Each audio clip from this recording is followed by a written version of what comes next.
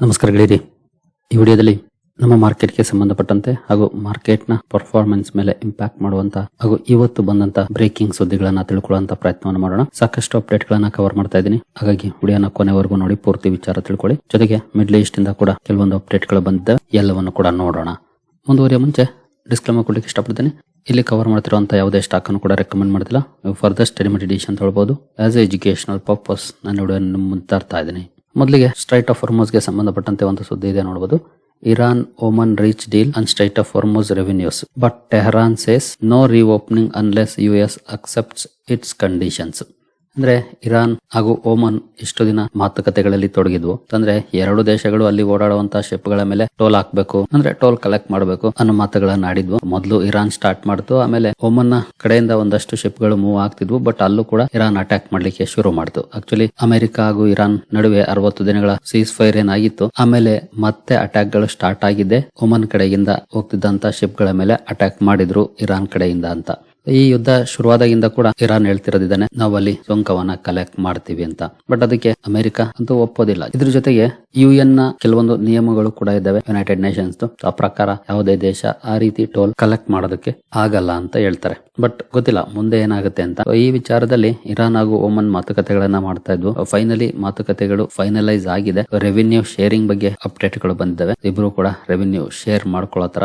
ಆದ್ರೆ ಇರಾನ್ ಹೇಳ್ತಿರೋದೇನಂದ್ರೆ Strait of Hormuz fully open ಆಗಲ್ಲ ಅಂತ. ಅಂದ್ರೆ ಅಮೆರಿಕ ಇರಾನ್ ನ ಕಂಡೀಷನ್ಸ್ ಅನ್ನ ಒಪ್ಕೊಳ್ಳೋವರೆಗೂ ನಾವು ಫುಲ್ಲಿ ಓಪನ್ ಮಾಡಲ್ಲ ಅನ್ನೋ ಅಂತ ಸ್ಟೇಟ್ಮೆಂಟ್ ಅನ್ನ ಇರಾನ್ ಕೊಡ್ತಿದೆ.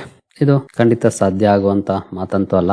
ಒಟ್ಟಿನಲ್ಲಿ ಇತ್ತೀಚಿನ ದಿನಗಳಲ್ಲಿ ಏನಾಗ್ತಿದೆ ಬೆಳವಣಿಗೆ ಅಂತಂದ್ರೆ, ಅಮೆರಿಕ ಇರಾನ್ ನ ಮೇಲೆ ಒತ್ತಡವನ್ನ ಏರ್ಲಿಕ್ಕೆ ಒಂದಷ್ಟು ಸ್ಯಾಂಕ್ಷನ್ಸ್ ಅನ್ನ ಈಗಾಗಲೇ ಹಾಕಿದೆ. ಇನ್ನು ಹಲವು ಸ್ಯಾಂಕ್ಷನ್ಸ್ ಅನ್ನ ಹಾಕೋ ಬಗ್ಗೆ ಮಾತಾಡ್ತಿದೆ. ಇರಾನ್ ಕೂಡ ಈ ಸ್ಟ್ರೈಟ್ ಆಫ್ ಹಾರ್ಮುಜ್ ಅನ್ನ ಕ್ಲೋಸ್ ಮಾಡೋ ಮೂಲಕ ಅಥವಾ ಅಲ್ಲಿ ಓಡಾಡುವಂತಹ ಶಿಪ್ ಗಳ ಮೇಲೆ ಅಟ್ಯಾಕ್ ಮಾಡುವ ಮೂಲಕ ಅಲ್ಲಿ ಡಿಸ್ಟರ್ಬೆನ್ಸಸ್ ಅನ್ನ ಕ್ರಿಯೇಟ್ ಮಾಡಿ ಅಮೆರಿಕದ ಮೇಲೂ ಕೂಡ ಒತ್ತಡ ಕ್ರಿಯೇಟ್ ಆಗೋ ರೀತಿಯಲ್ಲಿ ಮಾಡ್ತಿದೆ. ಸೊ ಒಟ್ಟಿನಲ್ಲಿ ಈ ಬೆಳವಣಿಗೆಗಳಿಂದ ಕಷ್ಟಪಡ್ತಿರೋದು ಬೇರೆ ದೇಶಗಳು. ಅರಬ್ ಕಂಟ್ರೀಸ್ ಕೂಡ ಇದರಿಂದ ಸಮಸ್ಯೆಯನ್ನ ಅನುಭವಿಸ್ತಿದ್ದಾವೆ. ಇತರೆ ಏಷ್ಯನ್ ಕಂಟ್ರೀಸ್ ಕೂಡ, ಈವನ್ ಯುರೋಪ್ಗೂ ಕೂಡ ಒಂದಷ್ಟು ಸಮಸ್ಯೆಗಳು ಆಗ್ತಾ ಇದೆ. ಗೊತ್ತಿಲ್ಲ ಇದಕ್ಕೆ ಯಾವಾಗ ಅಂತ್ಯ ಸಿಗುತ್ತೆ ಅಂತ. ಸದ್ಯಕ್ಕಂತೂ ಅಂತ ಲಕ್ಷಣಗಳು ಕಾಣ್ತಾ ಇಲ್ಲ. ಇನ್ನು ನೆಕ್ಸ್ಟ್ ಸುದ್ದಿ ಕಡೆ ನಾವು ಬರೋದಾದ್ರೆ, ನಾನೀಗ ತಾನೇ ಹೇಳ್ದೆ ಯಾವೆಲ್ಲ ದೇಶಗಳು ಸಮಸ್ಯೆಯನ್ನ ಅನುಭವಿಸ್ತಿದ್ದಾವೆ ಅಂತ. ಈಗ ನೋಡಬಹುದು, Qatar one of the wealthiest country LNG ನ ದೊಡ್ಡ ಮಟ್ಟದಲ್ಲಿ ಎಕ್ಸ್ಪೋರ್ಟ್ ಮಾಡ್ತಾ ಇತ್ತು. ಈಗ 96% LNG ಎಕ್ಸ್ಪೋರ್ಟ್ಸ್ ಡೌನ್ ಆಗಿದೆ ಈ ದೇಶದಿಂದ ಹೋಗ್ತಿದ್ದಂಥದ್ದು. ಸೊ ಇರಾನ್ ವಾರ್ ನ ಬಿಗ್ಗೆಸ್ಟ್ ಕ್ಯಾಶುಯಾಲಿಟಿ ಅಂತಂದ್ರೆ ಹೀಗೆ ಬೇರೆ ಬೇರೆ ದೇಶಗಳಿಗೂ ಕೂಡ ದೊಡ್ಡ ಮಟ್ಟದಲ್ಲಿ ಇಂಪ್ಯಾಕ್ಟ್ ಆಗ್ತಿದೆ. LNG ಎಕ್ಸ್ಪೋರ್ಟ್ಸ್ 96% ಕಡಿಮೆ ಆಗಿದೆ ಅಂದ್ರೆ ಎಷ್ಟು ರೆವಿನ್ಯೂ ಲಾಸ್ ಅಲ್ವಾ ಕತಾರ್ಗೆ. ಡಿಮಾಂಡ್ ಅಂತೂ ಇದೆ, ಬಟ್ ಅಲ್ಲಿ ಶಿಪ್ ಗಳ ಓಡಾಟಕ್ಕೆ ಸಮಸ್ಯೆ ಆಗ್ತಿರೋದ್ರಿಂದ ರಿಸ್ಕ್ ತಗೊಳಕ್ ಆಗೋದಿಲ್ಲ. ಹೈ ರಿಸ್ಕ್ ಅನ್ನ ತಗೊಂಡ್ರೆ ಮಧ್ಯೆ ಏನಾದ್ರೂ ಅಟ್ಯಾಕ್ ಮಾಡಿದ್ರೆ ಶಿಪ್ ಗೂ ಡ್ಯಾಮೇಜ್, ಮತ್ತೆ ಅದರಲ್ಲಿರುವಂತಹ ತೈಲಕ್ಕೂ ಡ್ಯಾಮೇಜ್. ಹಾಗಾಗಿ ದೊಡ್ಡ ಮಟ್ಟದ ಲಾಸ್ ಅನ್ನ ಕತಾರ್ ಕೂಡ ಮಾಡ್ಕೊಳ್ತಿದೆ. ನೋಡಬಹುದು, ಲಾಸ್ಟ್ ನಿಯರ್ಲಿ $24 ಬಿಲಿಯನ್ ಇನ್ ಗ್ಯಾಸ್ ಸೇಲ್ಸ್ ಅಲ್ಲಿ $24 ಬಿಲಿಯನ್ ಹತ್ರ ಕಳ್ಕೊಂಡಿದೆ ಕತಾರ್. ಈ ಯುದ್ಧದ ಇಂಪ್ಯಾಕ್ಟ್ ಬರೀ ಅಮೆರಿಕ ಅಥವಾ ಇರಾನ್ಗೆ ಮಾತ್ರ ಆಗ್ತಿಲ್ಲ, ಬೇರೆಲ್ಲ ದೇಶಗಳಿಗೂ ಕೂಡ ಆಗ್ತಾ ಇದೆ. ಭಾರತಕ್ಕೂ ಕೂಡ ಅದರ ಬಿಸಿ ತಡ್ತಿದೆ. ಅದು ನಮ್ಗೆ ತುಂಬಾ ಚೆನ್ನಾಗಿ ಗೊತ್ತಿದೆ, ಈವನ್ ಈ ಯುದ್ಧ ಶುರುವಾದಾಗಿಂದ ಕೂಡ. ಏನೋ ನೆಕ್ಸ್ಟ್ ಸುದ್ದಿ ಕಡೆ ನಾವು ಬರೋದಾದ್ರೆ, ಗೋಲ್ಡ್ ಸೆಗ್ಮೆಂಟ್ ಗೆ ಸಂಬಂಧಪಟ್ಟಂತೆ, ಅದರಲ್ಲೂ ಗೋಲ್ಡ್ ಅಂಡ್ ಸಿಲ್ವರ್ ಮೇಲಿನ ಡ್ಯೂಟಿಗೆ ಸಂಬಂಧಪಟ್ಟಂತೆ discussions under way in the government on cutting gold and silver duties. ಇತ್ತೀಚೆಗೆ ಅಂದ್ರೆ ಎಸ್ಪೆಷಲಿ ಈ ಯುದ್ಧ ಶುರುವಾದ ಮೇಲೆನೆ ನಮ್ಮ ಫಾರೆಕ್ಸ್ ಜಾಸ್ತಿ ಬಳಕೆ ಆಗ್ತಿದ್ದು ಒಂದು ಇಂಪೋರ್ಟ್ಗೆ, ಅಂದ್ರೆ ಕ್ರೂಡ್ ಇಂಪೋರ್ಟ್ಗೆ.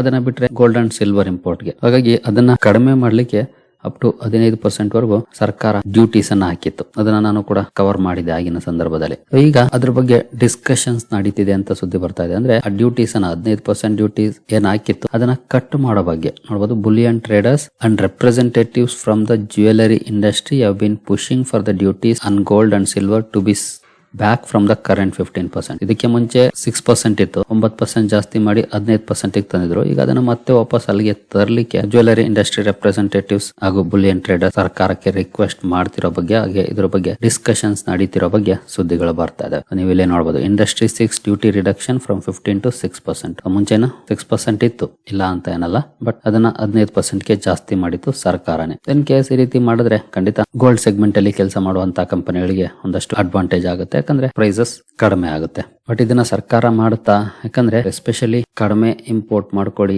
ಅಥವಾ ನರೇಂದ್ರ ಮೋದಿ ಅವರು ಕೂಡ ಕರೆ ಕೊಟ್ಟಿದ್ರು ಸಾಧ್ಯವಾದಷ್ಟು ಕಡಿಮೆ ಬಳಸಿ, ಅವಶ್ಯಕತೆ ಇದ್ರೆ ಮಾತ್ರ ತಗೊಳ್ಳಿ ಗೋಲ್ಡ್ ನ ಅಂತ. ಅದಕ್ಕೆ ಕಾರಣ ಫಾರೆಕ್ಸ್ ಅನ್ನ ಉಳಿಸೋದು. ರುಪಿ ಕಂಟಿನ್ಯೂಸ್ ಡೆಪ್ರಿಶಿಯೇಟ್ ಆಗ್ತಾ ಇತ್ತು, ಅದನ್ನ ಒಂದ್ ಕಡೆ ತಡಿಬೇಕು, ಜೊತೆಗೆ ನಮ್ಮ ಫಾರೆಕ್ಸ್ ರಿಸರ್ವ್ಸ್ ಅನ್ನು ಕೂಡ ಸೇವ್ ಮಾಡ್ಕೊಳ್ಬೇಕು. ಕ್ರೂಡ್ ಪ್ರೈಸ್ ಜಾಸ್ತಿ ಆಗ್ತಾ ಇತ್ತು. ಇವೆಲ್ಲ ಕಾರಣಗಳಿಗೆ ಆ ರೀತಿಯ ಕರೆಯನ್ನ ಕೊಟ್ಟಿದ್ರು. ಈಗ ಈ ಬಗ್ಗೆ ಮಾತುಕತೆಗಳಾಗ್ತಿರೋ ಬಗ್ಗೆ ಸುದ್ದಿಗಳು ಬರ್ತಾ ಇದೆ. ನೋಡೋಣ ಸಾಧ್ಯ ಆಗುತ್ತಾ, ಸರ್ಕಾರ ಇವರ ರಿಕ್ವೆಸ್ಟ್ ನ ಒಪ್ಕೊಳುತ್ತಾ, ಕಡಿಮೆ ಮಾಡುತ್ತಾ ಅಂತ. ಏನೋ ನೆಕ್ಸ್ಟ್ ಸುದ್ದಿ ಕಡೆ ನಾವು ಬರೋದಾದ್ರೆ, Piyush Goyal set for US visit in September end as India eyes trade deal finalisation. September ಅಲ್ಲಿ ಪಿಯೂಷ್ ಗೋಯಲ್ ಅವರು ಅಮೆರಿಕಾಗೆ ವಿಸಿಟ್ ಮಾಡ್ತಿರೋ ಬಗ್ಗೆ ಸುದ್ದಿ ಬರ್ತಾ ಇದೆ. ಆಸ್ ಯೂಶುವಲ್ ಟ್ರೇಡ್ ಡೀಲ್ ಗೆ ಸಂಬಂಧಪಟ್ಟಂತೆ ಈಗಾಗಲೇ ಸಾಕಷ್ಟು ಅಪ್ಡೇಟ್ ಗಳನ್ನ ನೋಡಿದೀವಿ. ಈ ಮಂತ್ ಅಲ್ಲೂ ಕೂಡ ಅಮೆರಿಕದಿಂದ ಒಂದಷ್ಟು ನೆಗೋಷಿಯೇಟರ್ಸ್ ಬಂದು ಡಿಸ್ಕಷನ್ಸ್ ಮಾಡ್ಕೊಂಡು ಹೋಗಿದ್ದಾರೆ. ಈಗ ಭಾರತದಿಂದ ರೆಪ್ರೆಸೆಂಟೇಟಿವ್ಸ್ ಹೋಗುವಂತ ಸುದ್ದಿಗಳು ಬರ್ತಾ ಇದೆ. ನೋಡೋಣ ಈ ಡೀಲ್ ಯಾವಾಗ ಫೈನಲ್ ಆಗುತ್ತೆ, ಯಾವಾಗ ಒಂದಷ್ಟು ರಿಲೀಫ್ ಸಿಗುತ್ತೆ ಮಾರ್ಕೆಟ್ಗೆ ಅಂತ. ಇನ್ನು ಮುಂದುವರಿಯೋ ಮುಂಚೆ ಡಿಸ್ಕ್ರಿಪ್ಷನ್ ಅಲ್ಲಿ ಅಕೌಂಟ್ ಓಪನ್ ಮಾಡ್ಕೊಳ್ಳುವಂತ ಲಿಂಕ್ ಇದೆ. ಇಂಟ್ರೆಸ್ಟ್ ಇರೋರು ಅಕೌಂಟ್ ಅನ್ನು ಓಪನ್ ಮಾಡ್ಕೊಳ್ಬಹುದು. ಹೂಡಿಕೆಗೆ ಸಂಬಂಧಪಟ್ಟಂತೆ ನಿಮ್ಗೆ ಏನಾದರೂ ಸಪೋರ್ಟ್ ಬೇಕಂದ್ರೆ ಇಲ್ಲಿರುವಂತಹ ನಂಬರ್ಗಳ ಮೂಲಕ ನಮ್ಮ ಟೀಮ್ ನ ಸಂಪರ್ಕ ಮಾಡಬಹುದು. ಬಟ್ ಸಪೋರ್ಟ್ ಸಿಗ್ಬೇಕಂದ್ರೆ ನೀವು ನಮ್ಮ ಮೂಲಕ ಅಕೌಂಟ್ ಅನ್ನು ಓಪನ್ ಮಾಡ್ಕೊಂಡಿರ್ಬೇಕಾಗುತ್ತೆ. ಹಾಗಾಗಿ ಲಿಂಕ್ ನ ಬಳಸ್ಕೊಂಡು ಅಕೌಂಟ್ ಅನ್ನು ಓಪನ್ ಮಾಡ್ಕೊಂಡು ಸಂಪರ್ಕ ಮಾಡಬಹುದು. ಏನೋ ನೆಕ್ಸ್ಟ್ ಸುದ್ದಿ ಕಡೆ ನಾವು ಬರೋದಾದ್ರೆ, ರಿಟೇಲ್ ಇನ್ವೆಸ್ಟರ್ ಗೆ ಸಂಬಂಧಪಟ್ಟಂತೆ ನೋಡಬಹುದು. Retail investors are choosing index funds share jumps from 12% to 55% in 5 years. ಅಂದ್ರೆ ಇತ್ತೀಚಿನ ದಿನಗಳಲ್ಲಿ ಯಾವಾಗ ಎಸ್ಪೆಷಲಿ 2024 ಸೆಪ್ಟೆಂಬರ್ ಇಂದ ಮಾರ್ಕೆಟ್ ಅಂಡರ್ ಪರ್ಫಾರ್ಮೆನ್ಸ್ ಅನ್ನ ಮಾಡಕ್ಕೆ ಶುರು ಮಾಡ್ತೋ, ಅಂದ್ರೆ ಲಾಸ್ಟ್ 2 years ಅಲ್ಲಿ ತುಂಬಾನೇ ಅಂಡರ್ ಪರ್ಫಾರ್ಮೆನ್ಸ್ ನೋಡಿದೀವಿ ನಾವು. ಸೊ ಅದಾದ ಮೇಲೆ ತುಂಬಾ ಜನ ಈಗ ಇಂಡೆಕ್ಸ್ ಫಂಡ್ ಗಳಿಗೆ ಸ್ವಿಚ್ ಆಗ್ತಿರೋ ಬಗ್ಗೆ ಅಪ್ಡೇಟ್ ಇದು. ಲಾಸ್ಟ್ 5 years ಅಲ್ಲಿ 12% ರಿಂದ 55% ಜಂಪ್ ಆಗಿದೆ ಇಂಡೆಕ್ಸ್ ಫಂಡ್ ಗಳಲ್ಲಿ ಹೂಡಿಕೆ ಮಾಡ್ತಿರೋವರ ಸಂಖ್ಯೆ. ಮಾರ್ಕೆಟ್ ಚೆನ್ನಾಗಿ ಪರ್ಫಾರ್ಮ್ ಮಾಡ್ತಿದೆ ಅಂದ್ರೆ ಬುಲ್ ರನ್ ಇದ್ದಾಗ ಒಬ್ವಿಯಸ್ಲಿ ಪ್ರತಿಯೊಬ್ರು ಮಾರ್ಕೆಟ್ ಗೆ ಬಂದ್ಬಿಡ್ತಾರೆ. ಎಲ್ಲ ಇಂಡಿವಿಜುವಲ್ ಸ್ಟಾಕ್ ಗಳಲ್ಲಿ ಹೂಡಿಕೆ ಮಾಡ್ತಾ ಹೋಗ್ತಾರೆ. ಜೊತೆಗೆ ಆ ಟೈಮ್ ಅಲ್ಲಿ ಹೆಂಗೆ ಅಂತಂದ್ರೆ ಯಾವ ಸ್ಟಾಕ್ ಅಲ್ಲಿ ಹಾಕಿದ್ರು ಲಾಭ ಆಗ್ತಿರತ್ತೆ, ಯಾಕಂದ್ರೆ ಬುಲ್ ರನ್ ಇರುತ್ತೆ. ಮುಟ್ಟಿದ್ದೆಲ್ಲ ಚಿನ್ನ ಅಂತಾರಲ್ಲ, ಹಂಗೆ ನಾನು ಎಕ್ಸ್ಪರ್ಟ್ ಆಗ್ಬಿಟ್ಟೆ ಅಂತ ಅನ್ಕೊಳ್ತಾರೆ. ಬಟ್ ಯಾವಾಗ ಈ ರೀತಿಯ ಫೇಸ್ ಗಳು ಬರುತ್ತೆ, ಲಾಸ್ಟ್ 2 years ಪರ್ಫಾರ್ಮೆನ್ಸ್ ಇದೆಯಲ್ಲ, ಈ ರೀತಿಯ ಫೇಸ್ ಗಳು ಬಂದಾಗ ಅವಾಗ್ಲೇ ಕರೆಕ್ಟ್ ಆಗಿ ಗೊತ್ತಾಗೋದು ಯಾರು ಮಾರ್ಕೆಟ್ ಬಗ್ಗೆ ತಿಳ್ಕೊಂಡಿದ್ದಾರೆ, ಯಾರು ಇನ್ನು ತಿಳ್ಕೊಳ್ಬೇಕು ಅಂತ. ಮಾರ್ಕೆಟ್ ಅನ್ನೋದು ಅಷ್ಟು ಈಸಿ ಅಲ್ಲ. ಎಷ್ಟೇ ಎಕ್ಸ್ಪೀರಿಯನ್ಸ್ಡ್ ಇನ್ವೆಸ್ಟರ್ಸ್ಗೂ ಕೂಡ ಲಾಸ್ ಮಾಡ್ಬಿಡುತ್ತೆ. ಈವನ್ ವಾರೆನ್ ಬಫೆಟ್ ಅವರು ಲಾಸ್ ಮಾಡ್ಕೊಂಡಿಲ್ವಾ, ರಾಕೇಶ್ ಜುಂಜುನ್ವಾಲಾ ಅವರು ಲಾಸ್ ಮಾಡ್ಕೊಂಡಿಲ್ವಾ. ಭಾರತದ ವಾರೆನ್ ಬಫೆಟ್ ಅಂತ ಕರೀತಾರೆ ರಾಕೇಶ್ ಜುಂಜುನ್ವಾಲಾ ಅವ್ರನ್ನ. DHFL ಅಲ್ಲಿ ಹೂಡಿಕೆ ಮಾಡಿದ್ರು. ಆ ಕಂಪನಿ ಕತೆ ಏನಾಯ್ತು ಗೊತ್ತಲ್ಲ. ಸೊ ಎಲ್ಲರಿಗೂ ಕೂಡ ಒಂದಲ್ಲ ಒಂದು ಪಾಠವನ್ನ ಕಲಿಸುತ್ತೆ. ಎಲ್ರಿಗೂ ಕೂಡ ಮಾರ್ಕೆಟ್ ಲಾಸ್ ಮಾಡುತ್ತೆ. ಬಟ್ ಓವರ್ ಆಲ್ ಲಾಸ್ ಆಯ್ತಾ ಪ್ರಾಫಿಟ್ ಆಯ್ತಾ ಇದು ಮ್ಯಾಟರ್ ಆಗುತ್ತೆ. ನಾವು ಒಳ್ಳೆಯ 10-20 ಕಂಪನಿಗಳನ್ನ ಆಯ್ಕೆ ಮಾಡ್ಕೊಂಡು ಹೂಡಿಕೆ ಮಾಡಿದಾಗ ಖಂಡಿತ ಅದ್ರಲ್ಲಿ 5, 6 ಅಥವಾ 7, 8 ರಿಟರ್ನ್ಸ್ ಕೊಡದೇ ಇರಬಹುದು. ಬಟ್ ಉಳಿದ ಕಂಪನಿಗಳು ಕೊಟ್ಟು ನಮ್ಮ ಓವರ್ ಆಲ್ ಪೋರ್ಟ್ಫೋಲಿಯೋ ಲಾಭ ಕೊಡುವಂತ ಸಾಧ್ಯತೆಗಳಿರುತ್ತೆ. ನಾವೆಲ್ಲ ಬರೀ ಪೆನ್ನಿ ಶೇರುಗಳನ್ನು ಅಥವಾ ಬೇರೆ ಯಾವ್ದೋ ಸುಮ್ಮನೆ ರ್ಯಾಂಡಮ್ ಆಗಿ ನ್ಯೂಸ್ ಅಲ್ಲಿರುವಂತಹ ಶೇರುಗಳನ್ನು ತಗೊಳ್ತಾ ಹೋದ್ರೆ ಒಬ್ವಿಯಸ್ಲಿ ಇವತ್ತಲ್ಲ ನಾಳೆ ಹೊಡೆತವನ್ನ ಕೊಡುತ್ತೆ. ಇನ್ ಕೇಸ್ ಒಳ್ಳೆ ರಿಟರ್ನ್ಸ್ ಯಾವ್ದೋ ಒಂದು ಸ್ಟಾಕ್ ಅಲ್ಲಿ ಸಿಕ್ಕರು ಕೂಡ ಅದು ಬೈ ಚಾನ್ಸ್ ಆಗಿರುತ್ತೆ, ನಾಟ್ ಬೈ ಚಾಯ್ಸ್. ಚಾಯ್ಸ್ಗೂ ಚಾನ್ಸ್ಗೂ ವ್ಯತ್ಯಾಸ ಇದೆ. ನೀವು ಸ್ಟಡಿ ಮಾಡಿ ಆ ಕಂಪನಿಯಲ್ಲಿ ಅವಕಾಶಗಳಿದೆ ಅಂತ ಮಾಡ್ತಿರಲ್ಲ, ಅದು ಚಾಯ್ಸ್. ಯಾಕಂದ್ರೆ ನೀವು ಸೆಲೆಕ್ಟ್ ಮಾಡ್ಕೊಂಡಿರ್ತೀರ ಅದನ್ನ. ಚಾನ್ಸ್ ಅಂದ್ರೆ ರ್ಯಾಂಡಮ್ ಆಗಿ ಯಾವ್ದೋ ಒಂದು ತಗೊಂಡಿರೋದು. ಯಾವಾಗ ಮಾರ್ಕೆಟ್ಸ್ ಅಂಡರ್ ಪರ್ಫಾರ್ಮೆನ್ಸ್ ಮಾಡಕ್ಕೆ ಶುರು ಆಯ್ತು ಅಥವಾ ಯಾವ ಸ್ಟಾಕ್ ಗಳು ತಗೊಂಡ್ರು ಕೆಳಗಡೆನೆ ಹೋಗೋ ಪರಿಸ್ಥಿತಿ ಬಂತ, ಇಮಿಡಿಯೇಟ್ಲಿ ಎಲ್ಲ ಸ್ವಿಚ್ ಆಗಿದ್ದಾರೆ. ಇದು ಒಳ್ಳೆಯ ಬೆಳವಣಿಗೆನೆ ಖಂಡಿತ. ಯಾಕಂದ್ರೆ ಇದು ಸಸ್ಟೈನಬಲ್. ನಾವು ಇದ್ ಲಾಸ್ ಮಾಡ್ತು ಅಂತ ಇನ್ನೊಂದ್ ಕಡೆ ಹೋಗೋದು, ಇನ್ನೊಂದ್ ಲಾಸ್ ಮಾಡ್ತು ಅಂತ ಮತ್ತೊಂದ್ ಕಡೆ ಹೋಗೋದು, ಅದನ್ನ ಮಾಡ್ತಾ ಇದ್ದಾಗ ಏನಾಗುತ್ತೆ, ಲಾಸ್ ಕೊನೆಗೆ ಏನಾಗುತ್ತೆ, ಮಾರ್ಕೆಟ್ ಸರಿ ಇಲ್ಲ ಅಂತ ಬ್ಲೇಮ್ ಮಾಡಿ ಹೋಗ್ಬೇಕಾಗತ್ತೆ.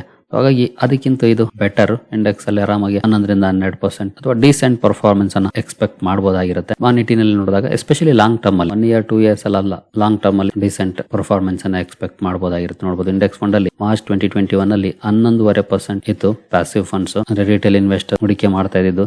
ಮಾರ್ಚ್ 2026ಕ್ಕೆ 55% ಆಗಿದೆ. ಗೋಲ್ಡ್ ETF 4.6 ಇದ್ದು 14.9 ಹೋಗಿದೆ. ಅದರ್ ETFs ನಿಯರ್ಲಿ 84 ಇದ್ದು 30% ಗೆ ಇಳಿದಿದೆ. ಯಾಕಂದ್ರೆ ಇಲ್ಲಿಂದ ಇಂಡೆಕ್ಸ್ ಫಂಡ್ ಗಳಿಗೆ ಹೋಗಿದೆಯಲ್ಲ ಜಾಸ್ತಿ. ಅದಕ್ಕೆ ಇವಾಗಂತೂ ಆಪ್ಷನ್ಸ್ ತುಂಬಾನೇ ಇದೆ. ಮ್ಯೂಚುವಲ್ ಫಂಡ್ಸ್ ಅಥವಾ ಏನೇ ಈ ತರ ಇಂಡೆಕ್ಸ್ ಫಂಡ್ಗಳು ಅಂತೀವಿ, ಅದ್ರ ಜೊತೆಗೆ ಈಗ ಮಿನಿ PMS ಆ ತರದ ಅವಕಾಶಗಳು ಕೂಡ ಇದೆ. ಲಾಸ್ಟ್ 2-3 years ಎಂದಕ್ಕೆ ಹೋದ್ರೆ ಆತರ ಅವಕಾಶ ಇರಲಿಲ್ಲ. PMS ಅಂದ್ರೆ 50 lakh ಮಿನಿಮಮ್ ಇರ್ತಾ ಇತ್ತು. ಈಗ ಕಡಿಮೆಯಿಂದ ಕೂಡ ಸಿಗ್ತಿದೆ. ಹಂಗ್ ನೋಡಿದ್ರೆ ಅದೆಲ್ಲ ಒಳ್ಳೆ ಬೆಳವಣಿಗೆನೆ. ಬಟ್ ತುಂಬಾ ಜನಕ್ಕೆ ಇದು ಗೊತ್ತೇ ಇಲ್ಲ.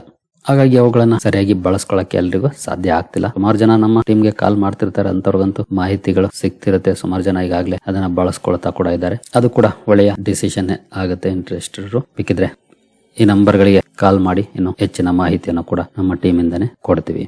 ಇನ್ನು ನೆಕ್ಸ್ಟ್ ಸುದ್ದಿ ಕಡೆ ನಾವು ಬರೋದಾದ್ರೆ JSW ಗೆ ಸಂಬಂಧಪಟ್ಟಂತೆ ನೋಡಬಹುದು. After cars and buses JSW scouts partner for EV battery cell manufacturing in India. ಈಗಾಗಲೇ ಕಾರ್ಸ್ ಗೆ ಸಂಬಂಧಪಟ್ಟಂತೆ ಕಂಪನಿ ಒಪ್ಪಂದವನ್ನ ಮಾಡ್ಕೊಂಡಿದೆ MG ಜೊತೆ. JSW MG ಆಲ್ಮೋಸ್ಟ್ ಇದೇ ದೀಪಾವಳಿಗೆ ಲಾಂಚ್ ಆಗುತ್ತೆ ಅಂತ ಹೇಳಿದ್ದಾರೆ ಮೊನ್ನೆ ಒಂದು ಇಂಟರ್ವ್ಯೂ ನಲ್ಲಿ. ಕಾರ್ಸ್ ಈಗ EV ಬ್ಯಾಟರಿ ಸೆಲ್ ಮ್ಯಾನುಫ್ಯಾಕ್ಚರಿಂಗ್ ಗೆ ಸಂಬಂಧಪಟ್ಟಂತೆ ಪಾರ್ಟ್ನರ್ಶಿಪ್ ಮಾಡ್ಕೊಳ್ಳಕ್ಕೆ ಹುಡುಕಾಟದಲ್ಲಿದೆ.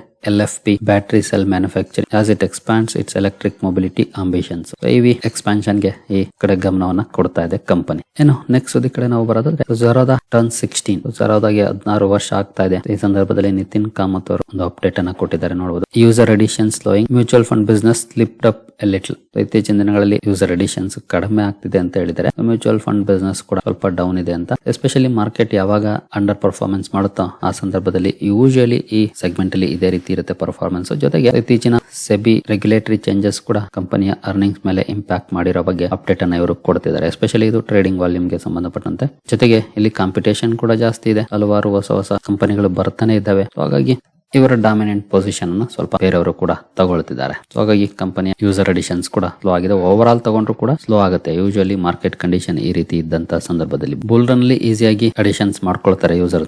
ಬಟ್ ಬ್ಯಾಡ್ ಫೇಸ್ ಅಲ್ಲಿ ಈ ರೀತಿ ಸಮಸ್ಯೆಗಳು ಇದ್ದೇ ಇರುತ್ತೆ.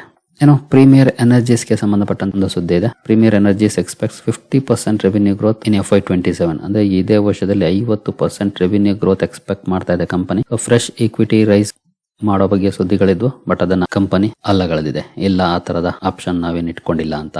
ಇನ್ನು ಇವತ್ತು ಅಮೆರಿಕದಿಂದ ಒಂದು ಇಂಪಾರ್ಟೆಂಟ್ ಡೇಟಾ ರಿಲೀಸ್ ಆಗೋದಿತ್ತು. GDP ಡೇಟಾ ನೋಡಬಹುದು. 26/8/2026 ಫೈನಲಿ ರಿಲೀಸ್ ಆಗಿದೆ. ಫೋರ್ಕಾಸ್ಟ್ 1.5% ಮಾಡಿದ್ರು, ಬಂದಿರೋದು 1.5 ಬಂದಿದೆ. ಹಿಂದಿನ ಸಲ 2.1% ಫೋರ್ಕಾಸ್ಟ್ ಮಾಡಿದ್ರು, ಬಟ್ ಆಕ್ಚುಲ್ ಆಗಿ ಬಂದಿದ್ದು 1.5. ಈ ಸಲ 1.5 ಇತ್ತು ಫೋರ್ಕಾಸ್ಟ್, ಅಷ್ಟೇ ಬಂದಿದ್ದು. ನಾರ್ಮಲ್ ಆಗಿ ಬಂದಿದೆ. ಜೊತೆಗೆ ಡಿಸೆಂಟ್ ಕೂಡ ಇದೆ. ಇದಕ್ಕೆ ಮಾರ್ಕೆಟ್ ಯಾವ ರೀತಿ ರಿಯಾಕ್ಟ್ ಮಾಡಿದೆ ಅಂತ ನೋಡೋದಾದ್ರೆ ಡೌ ಜೋನ್ಸ್ ಇಂಡಸ್ಟ್ರಿಯಲ್ ಅವರೇಜ್ ಅಲ್ಲಿ ನೋಡಬಹುದು ಫ್ಲಾಟ್ ಪರ್ಫಾರ್ಮೆನ್ಸ್ ನೋಡ್ಲಿಕ್ಕೆ ಕಾಣ್ತಾ ಇದೆ. ಆಸ್ ಆಫ್ ಓಪನಿಂಗ್ ಸ್ವಲ್ಪ ಡೌನ್ ಅಲ್ಲೇ ಆಗಿದೆ. ಅಂದ್ರೆ ತುಂಬಾ ಕಡಿಮೆ ಪಾಯಿಂಟ್ಸ್. 53,577ಕ್ಕೆ ನಿನ್ನೆ ಕ್ಲೋಸಿಂಗ್ ಇತ್ತು. 547ಕ್ಕೆ ಓಪನ್ ಆಗಿದೆ. ಅಂದ್ರೆ 30 ಪಾಯಿಂಟ್ಸ್ ಡೌನ್ ಅಲ್ಲಿ ಓಪನ್ ಆಗಿದೆ. ಈಗ 60 ಪಾಯಿಂಟ್ಸ್ ಡೌನ್ ಅಲ್ಲಿ ಟ್ರೇಡ್ ಆಗ್ತಿದೆ. ಈಗ ತಾನೇ ಓಪನ್ ಆಗಿದೆ. ನೋಡೋಣ ಯಾವ ರೀತಿ ಕ್ಲೋಸಿಂಗ್ ಇರುತ್ತೆ ಅಂತ. GDP ಡೇಟಾ ಅಂತೂ ಎಕ್ಸ್ಪೆಕ್ಟೇಷನ್ ಗೆ ತಕ್ಕಂತೆನೆ ಬಂದಿದೆ. ಬಿಗ್ ಡಿಫರೆನ್ಸ್ ಏನಾಗಿಲ್ಲ. ಸರಿ ಗೆಳೆಯರೆ, ಈ ಎಲ್ಲ ಅಪ್ಡೇಟ್ಸ್ ನಿಮಗೆ ಇಷ್ಟ ಆಗಿದೆ ಅನ್ಕೊಳ್ತೀನಿ. ಹಾಗೆ ಡಿಸ್ಕ್ರಿಪ್ಷನ್ ಅಲ್ಲಿ ಅಕೌಂಟ್ ಓಪನ್ ಮಾಡ್ಕೊಳ್ಳುವಂತ ಲಿಂಕ್ ಇದೆ. ಇಂಟ್ರೆಸ್ಟ್ ಇರೋರು ಅಕೌಂಟ್ ಅನ್ನು ಓಪನ್ ಮಾಡ್ಕೊಳ್ಬಹುದು. ಮುಂದಿನ ವಿಡಿಯೋದಲ್ಲಿ ಸಿಗೋಣ. ಅಲ್ಲಿವರೆಗೂ ಜೈ ಹಿಂದ್, ಜೈ ಕರ್ನಾಟಕ.